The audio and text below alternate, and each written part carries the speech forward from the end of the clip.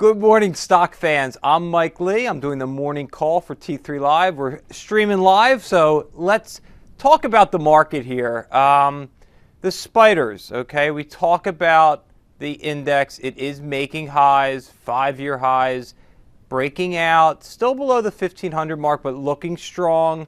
We are into earnings season, so we might get a little more volatility in individual stocks, but it doesn't mean the stock market's going to come down. I mean, look at Intel today, down, I don't know what it was, down $1.25 when I came in, and the market's really not budging.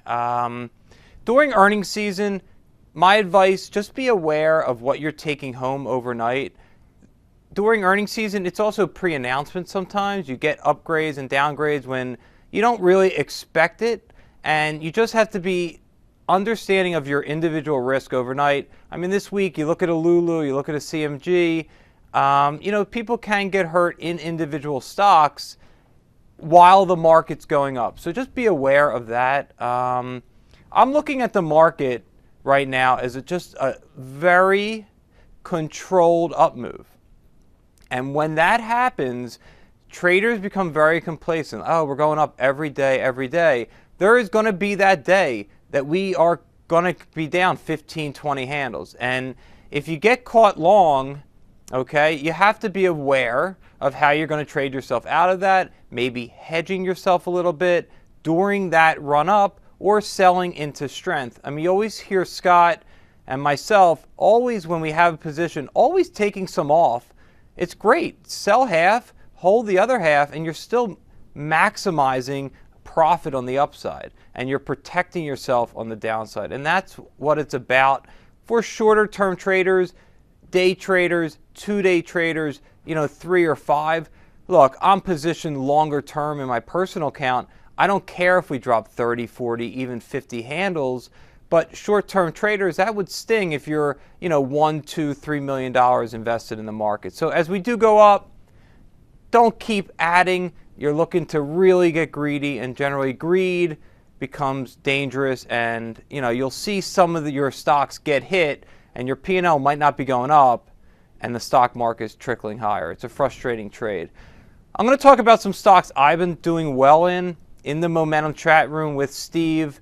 We have a pretty good list of stocks right now. I've had a very good run in the market trading these few stocks, and I'm going to go over some charts right now. Okay, let's look at HLF first off. HLF, let me just get here. For some reason it's not updating. There we go. All right, so HLF on the chart has been in the news. We know that, okay? But the intraday range, and I want to just talk about range for a second. The most important thing in this market right now is range for your stock. Forget volume. Throw volume out the door. Volume to me hasn't really been a factor in a long time. Yes, HLF is doing more volume than it's used to, but it's giving you a range. And to me, when charts set up, you get that range-bound trade, $2, $3, $4 range is very helpful in momentum trading and also any type of trading. The more potential that I get out of a stock is the dollar amounts.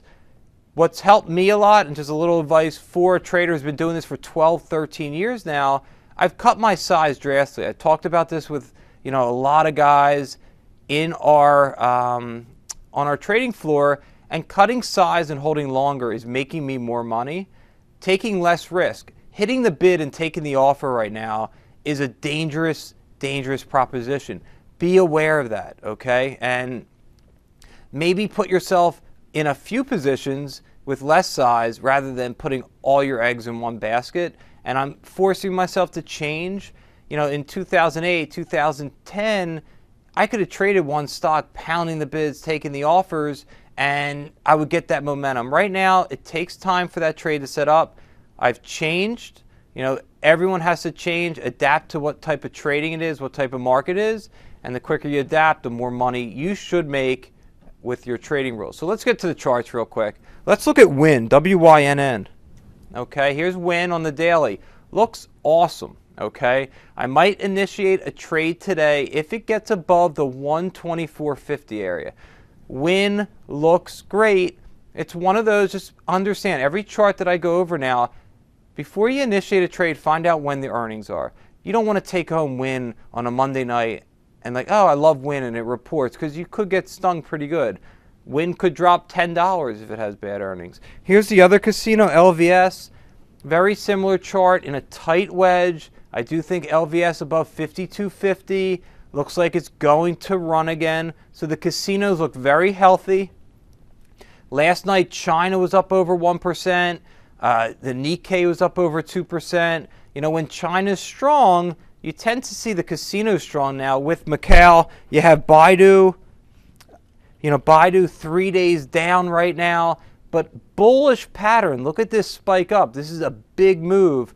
So when you're getting 3-4 days down in stocks that broke out, they could be, you know, that type of stock for a reversal day. I wouldn't be surprised if BIDU, I don't know where it is this morning, but if it gets above 110, you could see some, you know, upside action in that. Let's talk about DDD. DDD has been on our radar in the momentum room for a good 2 months. We were probably earlier than most on this. We generally find these stocks a lot quicker than most traders because we're not just focused on the Apples, the Facebooks, the Googles. So DDD has been a very profitable trade for me, but it is thin, but I don't look at it as a thin stock. I'm looking at it as the range, because thin only hurts me if I get a lot of size, and I'm controlling my risk with size. So DDD hovering near 52-week high on a very tight trend line up. If DDD tends to get weak and breaks 62 on the downside, I might put on a short. It depends on what it looks like intraday. There is going to be that day where DDD has this type of move where it's down $3-4. The other stock in this sector is SSYS. This one is a little more, I would say, illiquid than DDD. It's probably, to me, the sister, not the brother of the stock or the father and the mother. I think DDD is a better trade for me. SSYS is extremely illiquid, but it does give you that range, and it's trying. It's trying to close above, 86. If it can close above 86, this stock, okay, is in about an $8 channel. Next stop would take it to about 90, 93 if they want to push up, okay? I'm just trading the action. Let's talk about CELG. CELG's been unbelievable this year. I mean, it has to be one of the strongest stocks for the year. Excuse me, up, into this 99 to 100 area. It's tried to break 100 3 times. You have a high of 55. Yesterday, the high of 75, give or take a couple pennies. Now, if CELG can close below 98, I'm going to look to trade it short right now. You have a stop if you want to swing this stock intraday. You do have a stop at 99.70 or even the 100 area. I wouldn't be surprised if CELG doesn't come back down to 95, but it might be a quick out. Take your profit. I really think the strong stocks, if you get 2-3 days down, you got to get out. You can't look for that big down move right now. You're better off buying strong stocks on pull-ins than fighting the trend, once of the market and two of the stock. Let's talk about some others. Okay, RKUS, a stock that maybe not many people are familiar with. The new IPO, we were in it here. I remember this day. It broke the initial IPO price. We caught it, trading it long, intraday, scalp short. Another awesome move. This stock has made 3 all-time highs in the last 30 trading days. You have 1, 2, 3. Now here's another one. Now it's getting to the point where, could it go above 25? Of course, it closed at 24.11. It's right in the middle of the range, and that's why you're starting to see a little more whippy action. I do like it to go higher if it stays above 22. So look at 22 as next major support for a potential higher trade. Let's talk about some stocks in the news today. MS, Morgan Stanley making a 52-week high. I would look at $21 as support, the 21.25, the previous 52-week high. As Morgan Stanley is breaking out, the banks have been strong. We know Goldman reported this week. Let's look at Goldman. Unbelievable move. Goldman has been awesome technically too. Look at this technical bull flag, bull flag, bull flag, breaking out again. It's been a very good technical trade. The banks are the sector to concentrate on right now. Let's look at JP Morgan also reported. You know, JP Morgan doesn't give you the range that Goldman does. It's creeping higher. The only one that missed this week or did not trade higher was Citi, but Citi ran a lot beforehand. So Citi's probably digesting. Give it 2 or 3 days around 40, 41. It might be a look to re-enter on the buy side. Let's look at some stocks that that everyone likes to look at. Is Apple. I haven't really touched much Apple. I made a couple good trades in it, couple bad. That's generally how it's been for a lot of traders right now. You have 500, you have 510, you have 490. So I would say 490 is your bottom end range right now. 510, the upper end range. I think I came in, it was around 500. So it's in between. I think you're going to see less volume come out of Apple. I think you're going to wait for earnings now. Probably trades up and below 500 another dozen times before earnings. Let's look at LinkedIn. Trying to just rapid fire some stocks here. LinkedIn, LNKD is another one that is not a good trader, but the pattern looks good. So when a stock isn't a good trader, you want to maybe just position yourself more of a swing type trade, get a price, you like it, set it, and forget it. It looks like above 120, you could see all-time highs in this one. Look at Kohl's. I'll just do a couple stocks that maybe no one really looks at.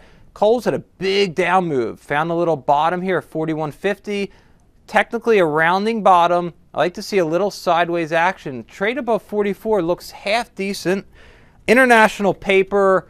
I always talk about this one. No one ever talks about it on the floor, but this stock is a rock star.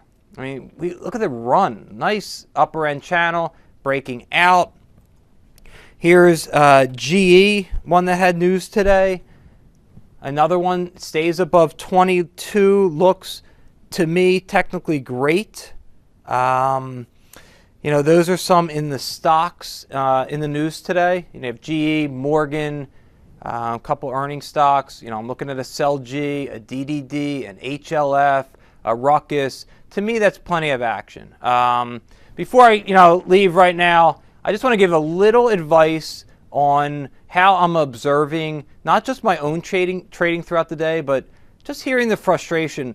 I've been sitting here in the afternoons, and I've just been noticing a very common feeling, not just with myself, but with other traders. And I would break the day down into 3 parts. Make it simple for yourself, and I always do this. You have 9:30 to 11:30, okay? To me, that's where I'm making still probably over 100% of my profit a day. It's good. In the momentum room, we love trading the open, love the 2-day high, the 5-minute highs. I mean, if you're ever interested, send me an email through T3. We love going over the 2-day trades, the morning trade, the trading the open. It's been very successful for me. Maybe some people don't like it, but I do see it pretty well on most days. So then you have the lunchtime period where if you're not a position guy, okay, I understand if you have 20 positions, you want to be in front of your desk. You almost have to be. But if you're a stock trader who trades 1, 2 positions or flat during lunch, my suggestion is just back off. Teach yourself not to trade unless it's an absolute perfect trade and you know your risk, okay? And then the afternoon trade, what I've done to myself in the afternoons is completely, okay, cut my size and cut my expectations. And you know what? If I come in and sit here all day and make a few good trades and make a little extra cash flow, that's awesome, okay? But I'm not putting my day at risk. If you're up X amount of dollars, give yourself 10, 15, even 20% max off your highs if you are a short-term, 1, 2, 3 stock pony. If you have a lot of positions, you can't do that. I understand that you have to be in front of your desk. But don't get caught up in the guy that has 30 positions and he's angry or cheering and oh my gosh, what's he doing? And you're a guy who doesn't trade and hold and you're looking for momentum setups. You don't need to be at your desk. Force yourself not to trade unless you see an A play. Look, I'm looking today as a very tight day in the market. We've had a lot of up days. lately. It's been a good year so far for most stocks. Look, Apple went down 9% from the beginning of the year to the low on Thursday or Wednesday, whatever it was. So there are stocks that are showing weakness. Just real quick, look at Verizon. Okay, and look at, here's Verizon, made a high here when Apple was making highs, gotten beat up. And look at AT&T. Two stocks very, probably to me, correlated to Apple more than anything. These charts are almost identical to Apple. Here's Apple now, and that was AT&T. And when Apple made a new high, that was really the top point of Verizon and AT&T. So if you do see Apple start to stabilize, I think AT&T and Verizon are good long-term holds. They both pay about 5% yield after a nice pullback. To me, I'm going to look to enter a position in my PA account on them and put them away for a little bit. If you trust the Apple story, I think you should trust the Verizon and AT&T. Just on a closing note, Monday's a holiday. Let's make some money today. It's a long weekend. There's nothing worse and nothing stings more than getting hit on a Friday when you have 3 days to think about it. 2 is more than enough, and 3 just really frustrates most traders. So let's have a great day. Book those profits. Enjoy your weekend. And, next week we are in the heart of earnings season. I'm going to be all over a lot of these earning plays. Starting next week on Tuesday, I will be doing a quick 2 to 3 minute rundown on stocks I'm looking at, sort of like a rapid fire. I used to do it. I love doing it. Now we have time to do it again. So Tuesday morning, you can check me out, Mike Lee, T3 Live on Twitter, and check out the Momentum Room on T3 Live as well. So good luck trading. Have a good one, and let's make some money. Thanks. I'm Evan Lazarus, Chief Knowledge Officer for T3Live.com. You don't become a great trader by watching videos and taking courses. You become a great trader through live screen time. Accelerate that learning curve by tapping into the experience of seasoned professionals. Currently, we're offering 5-day free trials to each of our 4 mentoring rooms. In the mentoring rooms, we teach our strategies in the context of the live market. To sign up for a free trial, go to the T3 Live education page, fill out the form, and get started when the next trading session begins. We hope to see you in one of our mentoring rooms.